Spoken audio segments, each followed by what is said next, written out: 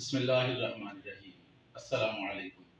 मैं हूं अब्दुल सत्तार राना और आप देख रहे हैं इजी रेडियोग्राफी यूट्यूब चैनल। आज का हमारा टॉपिक है एक्सपोयर्स।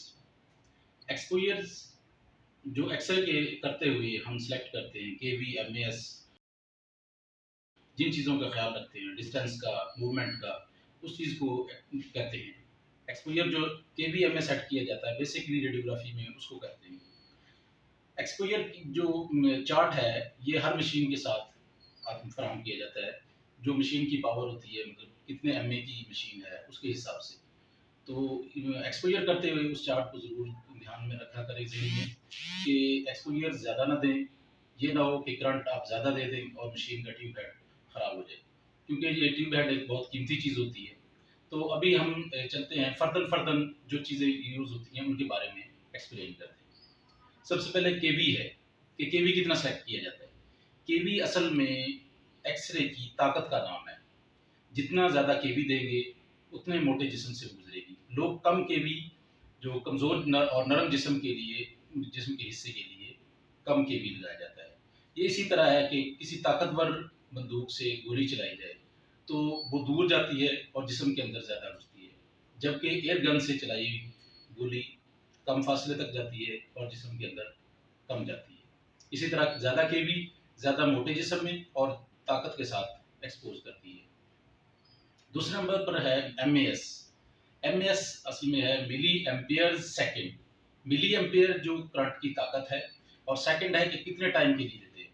मतलब एक 100 मिली एम्पियर्स एक सेकेंड के लिए अगर दें तो ये अलग इस तरह सेलेक्ट किया जाता है कि टाइम कितना एडजस्ट करना है और एमएस कितना सेलेक्ट किया जाता है। मिसाल के तौर पर अगर 100 एमए 2 सेकंड के लिए दी जाए और इसके मुकाबले में अगर 200 एमए 1 सेकंड के लिए दिए जाए, वो ज़्यादा बेहतर है।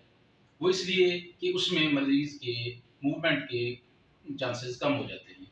अगर आपको पता है कि जैसे मरीज़ मूवमेंट कर जाए तो एक्सरे क्लियर नहीं होते, उसमें ब्लर आ जाता है।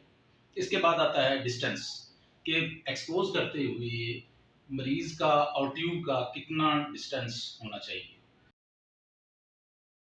जैसे चेस्ट के लिए ट्यूब हेड और पेशेंट के दरमियान जो डिस्टेंस है वो 72 सेंटीमीटर होता है। अंडर बकी केसेस में या टेबल के ऊपर जो एक्सरे करते हैं उनके अंदर 36 सेंटीमीटर रखा जाता है। इसके ये वजह ये होती है कि जितना डिस्टेंस कम होगा उतने क्लियर होगा। जैसे एक मोमबत्ती रखें और दूर उसको रखते हैं तो उसका साया उतना बड़ा होगा, ब्लर होगा। जैसे जैसे मोमबत्ती दीवार के साथ करते जाए या उस पार्ट के साथ, तो वो ज़्यादा वाज़ेह होना शुरू हो जाता है। तो इसके अलावा मूवमेंट है। ये आपने ख्याल रखना है कि एक्सरे करते हुए कम से कम मूवमेंट हो। वो मूवमेंट को किस तरह कम हो सकती है वो मैंने जैसे पहले बताया कि एमईएस का देते हुए आपने टाइम बहुत कम रखना है और कोशिश करनी है कि जल्द से कम टाइम में ज़्यादा से ज़्यादा आप रेडिएशन हो जाएँ, ताकि मरीज़ को कम मौका मिले हिलने का। बाज़ पेशेंट ऐसे होते हैं क्रिटिकल कंडीशन के होते हैं, वो कंट्रोल नहीं रख सकते, या बुज़ुर्ग पेशेंट हैं, बच्चे हैं, तो उसके अंदर आपने इस हिसाब से ख़्याल रखना होता है। अच्छा, एक चीज़ जो है वो है कंट्रास्ट, उसका अपने ख़्याल ज़रूर रखना होता है कि ट्यूब हेड की जो जब एक्सरे करते हैं तो उसमें देखी जाती है फ़िल्म का कंट्रास्ट कितना है, कैसे आ रहा है, एक्सरे कैसे आ रहा है। उसमें सारी चीज़ों का ख़्याल रखा जाता है, मतलब केवी, एमईएस और डिस्टेंस, ये सब चीज़ों का, और ट्यूब का। ट्यूब के जब देखेंगे अभी कभी एक्सरे आप देखें, जब तो साइड पे थोड़ा-थोड़ा ब्लर आता है या पिक्सेल फटे हुए होते हैं, वो उसमें कंट्रास्ट नहीं दिया जाता या ट्यूब हेड वीक हो जाता है, उसकी वजह से कंट्रास्ट नहीं आता। तो ये इन चीज़ों का एक्सपोज़र के लिए इन तमाम चीज़ों का ख्याल रखा जाता है।